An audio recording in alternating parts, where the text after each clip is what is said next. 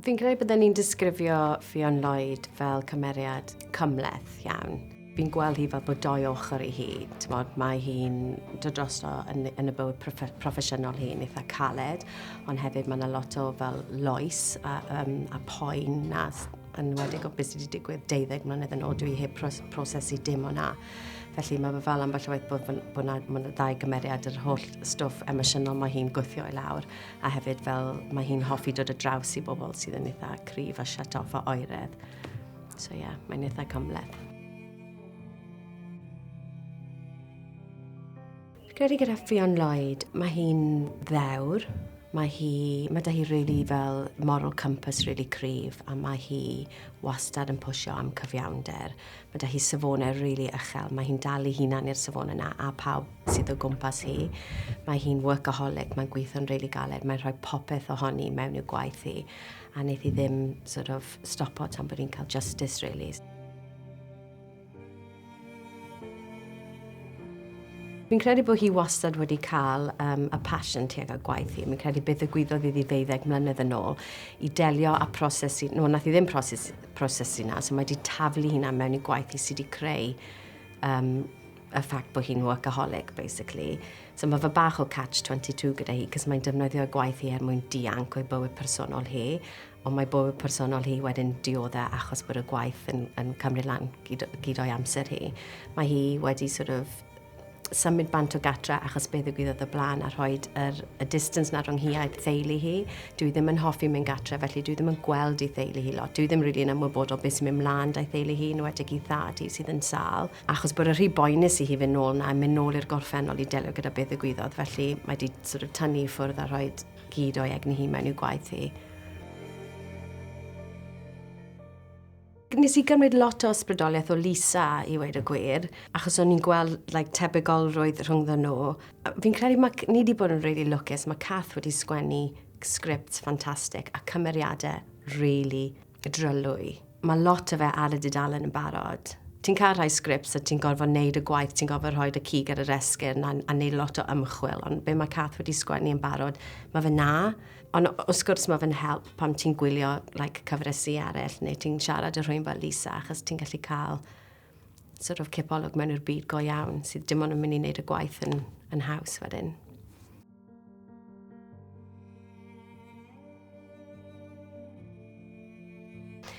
Oedd yn brofiad anhygoel siarad gyda Lisa achos pam ges i'r sgripts ar y papur mae Ffion yn gallu dod drosto'n eitha oeraidd a tough, cryf, caled, a o'n i ddim cweit yn gwybod sut pa fath o approach i gymryd gyda hwnna. O'n i wedi clywed am Lisa gan Cath sydd wedi sgwennu'r gyfres, oedd hi wedi gweud bod e'n really beneficial i siarad â hi. A pam wnaethon ni cael y Zoom meeting a popodd i lan ar y sgrin, oedd hi ddim beth o'n i'n disgwyl, oedd hi, mae'n really petite a blond a mae'n bert, a o'n i fel, achos o'n i just, sa'n gwybod pam, ond achos o'n i'n gwybod bod hi'n bit of a tough nut, o'n i'n surprised gyda'r ffordd oedd hi'n edrych, so oedd wedi bod yn really helpful i cael rhywun sydd yn fenyw yn y byd na, sydd yn very male-dominated world, really, yn siarad yn beth i ffordd oedd hi wedi goffa navigato fe fel rhywun oedd yn eitha edrych fel eitha fenywaidd, really, a just cael chat â hi yn beth i'r proses, yn beth i beth oedd, be bydde fe fel i cyfweld rhywun techneg, sut oedd hi'n mynd off-script ambell waith pan oedd hi'n delio â bobl. So yeah, oedd e'n just, mae cael access i rhywbeth fel yn priceless, really. Mae'n really, really helpful.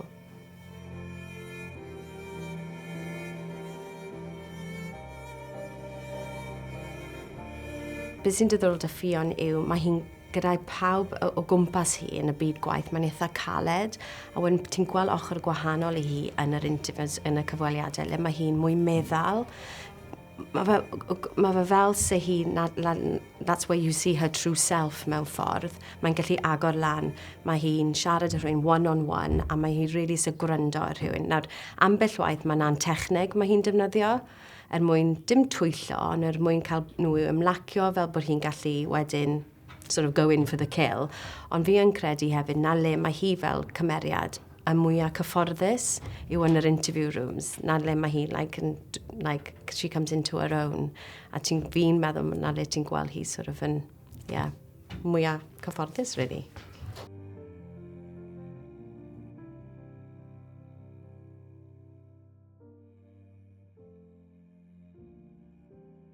Sa'n credu bod hi byth yn tynnu'r masg proffesiynol band pan mae gatre. Sa'n credu bod y gwaith byth yn gadael hi. Dim jyst achos bod hi'n workaholic, ond fi'n credu bod yn detective. Mae fe'n gorfod fod yn rhyw fath o calling, achos yr oriau hir chi'n rhoi mewn, a pam chi'n gweithio ar cais really intense fel hyn. Dyn nhw ddim yn cysgu am dyddiau, maen nhw'n jyst yn gwaith trwy'r amser, a fi'n credu bod hi'n mae fe fel yn rhan ohono hi, so sa'n credu bod hi'n sort of person byddai'n mynd gatre a sort of mae'n right, job done, a na fi'n ystod flaen y teli a trad lan a cael takeaway. Mae hi wastad yn meddwl, mae hi wastad yn gweithio.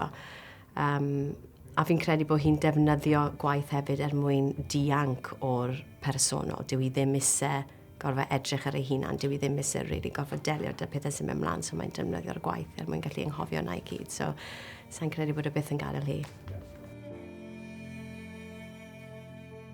Mae'n cymeriad cymhleth iawn, a mae fe ar adegau yn teimlo bod ti'n chwarae doi person gwahanol, achos mae'r ochr o hi, yr ochr emosiynol, a'r delio gyda popeth ddigwyddodd 12 mlynedd yn ôl, mae hwnna'n cael ei gwasgu lawr i gyd, ond mae fe gorfod bod na, a wedyn mae'n rhaid y ffrant yma mlaen. She's not aware herself bod hi heb prosesu beth sydd wedi digwydd, a ti'n gweld na'n digwydd trwy gydol y gyfres, le mae hi'n gofod delio da'r gorffennol, a mae'r gorffennol a'r presennol yn cwrdd.